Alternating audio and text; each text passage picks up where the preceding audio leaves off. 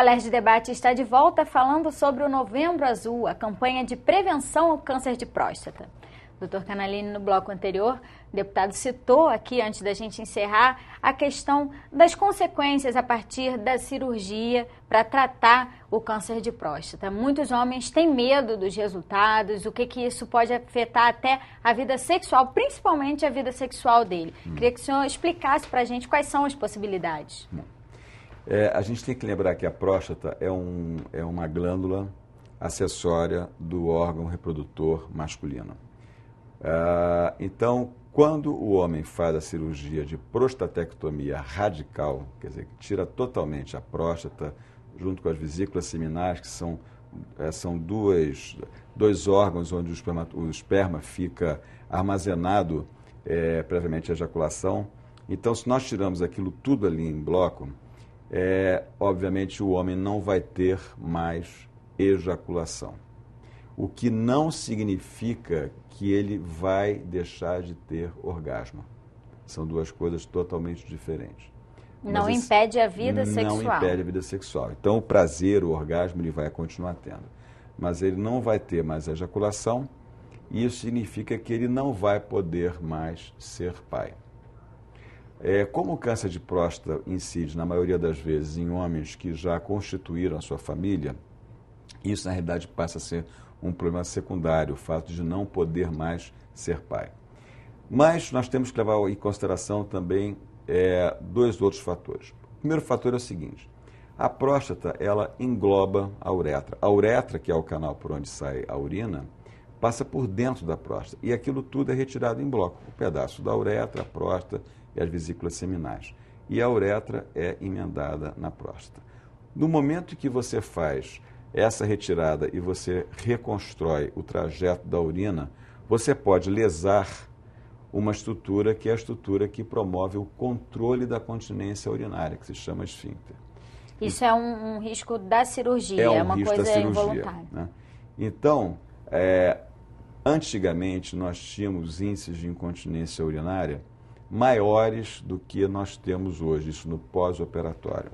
E por que isso modificou? Primeiro porque não só a técnica cirúrgica hoje está mais aprimorada, como também nós temos a ajuda dos fisioterapeutas, que tem um papel primordial nesse paciente, porque hoje a conduta antes do paciente ser operado, ele vai a um fisioterapeuta especializado em incontinência urinária, o fisioterapeuta faz uma avaliação prévia e já prepara esse paciente para uma fisioterapia no pós-operatório com o intuito de resgatar o controle da urina.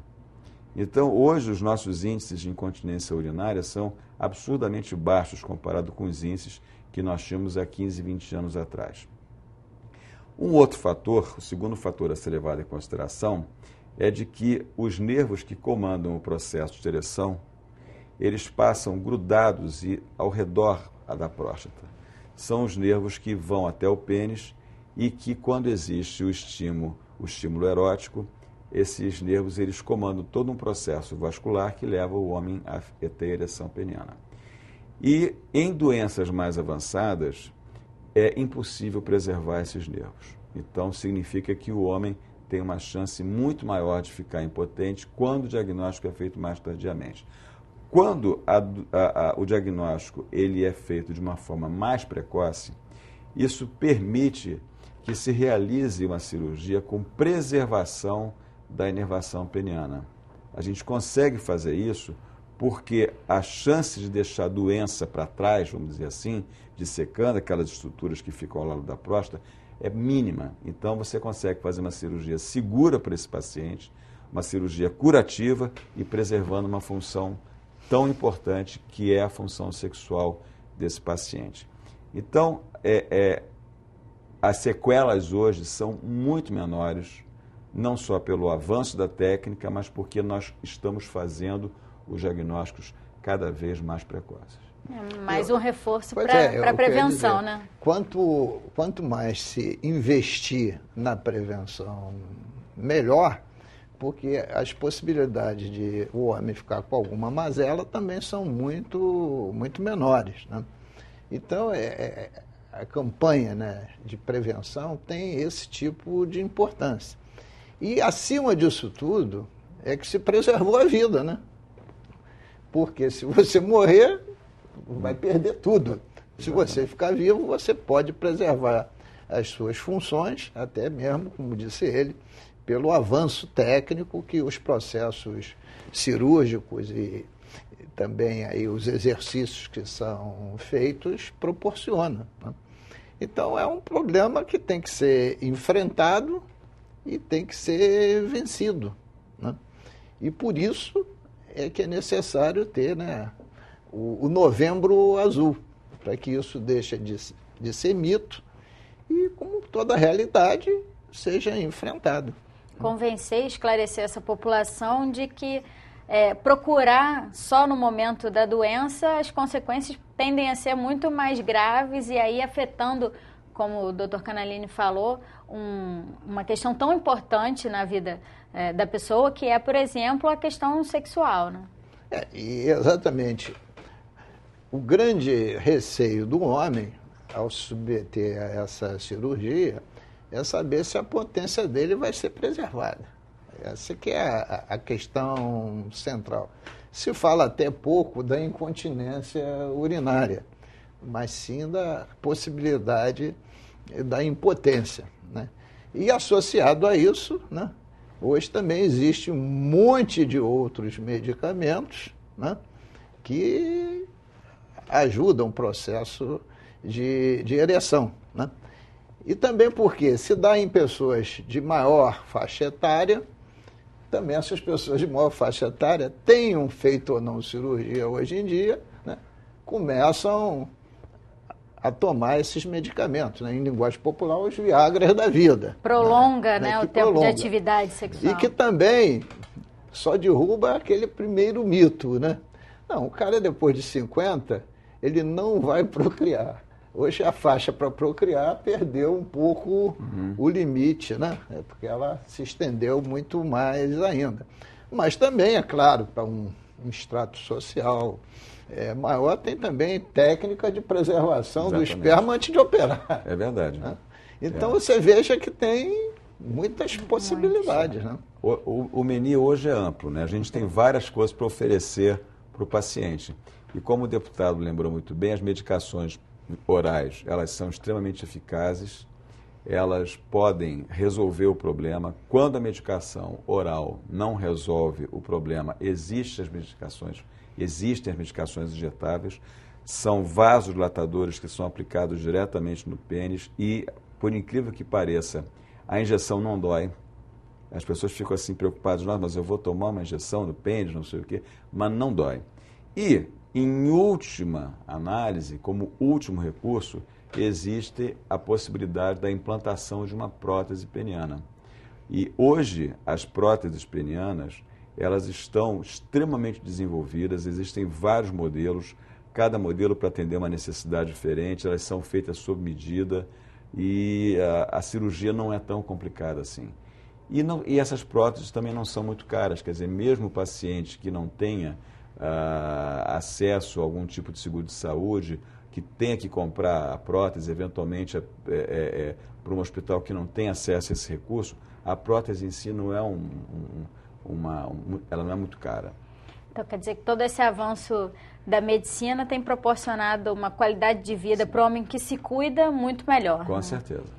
E, doutor Canalini, para a gente falar um pouco mais sobre a campanha do Novembro Azul, queria que o senhor explicasse para a gente que tipo de ações estão sendo desenvolvidas esse mês para divulgar essa campanha, para conscientizar os homens. Olha, o ano passado nós tivemos 260 ações em todo o Brasil. Esse ano nós vamos chegar a quase 600 ações. Nós conseguimos dobrar a quantidade de ações. E algumas demandas estão assim surgindo de uma forma assim que estão animando muito a gente nesse processo. Uma das demandas que nós recebemos foi a de desenvolver um projeto de saúde do homem para a população indígena do interior do Ceará. São 18 etnias em 14 municípios e isso é uma coisa que me animou muito. Então nós preparamos também um projeto especialmente para essa população.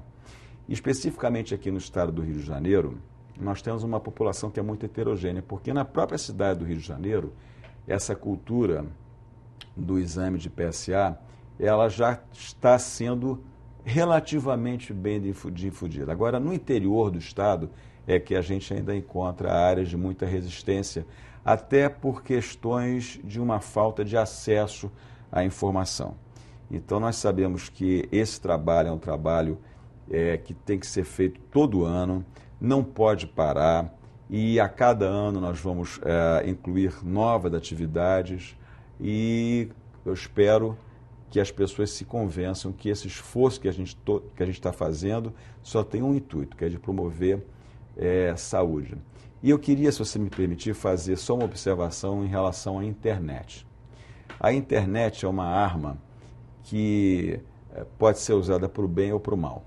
Então, quando o paciente chega no meu consultório e já viu o Dr. Google, eu fico assim um pouco preocupado. Porque... Quase já fez o próprio diagnóstico, Exato, né? Não, ele já sabe o que quer fazer. Ele já chega lá assim, ele não quer nem saber o que ele tem. Só, doutor, eu quero tomar esse remédio porque eu tenho isso. Eu disse, mas como? Aí, eu só queria alertar as pessoas que as informações que se encontram na internet não são informações fidedignas na maioria das vezes. Se as pessoas quiserem ter informações sobre as doenças urológicas, por favor, consultem o site da Sociedade Brasileira de Urologia, www.sbu.org.br. Existe uma seção para o público leigo, onde textos explicativos muito claros, muito fáceis de entender, redigidos por especialistas, eles estão ali justamente com o objetivo de tirar a dúvida.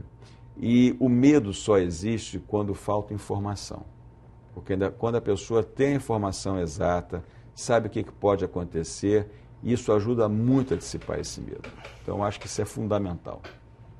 Deputado, o senhor quer fazer alguma consideração antes de a gente encerrar? Eu tenho aqui uma questão que muitas vezes também é levantada, né? E não é especificamente sobre o câncer de próstata, né? Diz respeito a qualquer câncer.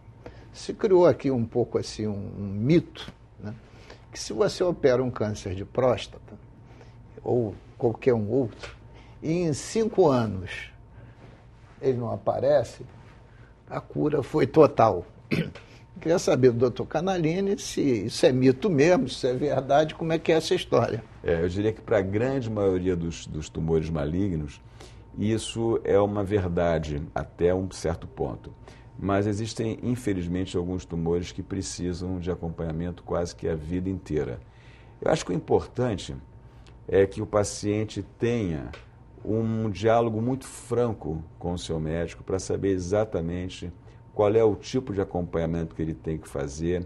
E só pegando uma carona aqui na pergunta do deputado, as pessoas às vezes pensam que por terem operado um adenoma, que é o tumor benigno da próstata, que só tem indicação de cirurgia quando ele está entupindo, vamos dizer assim, o escoamento da bexiga, ele operando esse adenoma, ele não vai mais desenvolver o câncer de próstata. Isso aí não é bem assim, porque são doenças diferentes que acometem o mesmo órgão, e o paciente que tenha feito uma ressecção endoscópica de próstata, por exemplo, ele precisa continuar a fazer o seu acompanhamento. Agora, seguramente em relação ao câncer de próstata, um paciente que mantenha o PSA zerado ou próximo a zero por um período de 5 anos, isso aí é uma certeza muito grande de que a doença está controlada. Mas não custa nada acompanhar, Não custa né? nada acompanhar. Quer dizer, as chances de cura dele são enormes, porém é sempre sensato fazer um acompanhamento, nem que seja uma vez por ano, procurar o urologista conversar com ele. Tá ótimo. Doutor Canalini, muito obrigada pela sua participação Eu que no Alerj agradeço. Debate. Deputado, mais uma vez, obrigada. Se você quiser rever esse programa, basta acessar o nosso site, que é www.tvalerj.tv. TV Alerj, o canal do povo fluminense. Até a próxima.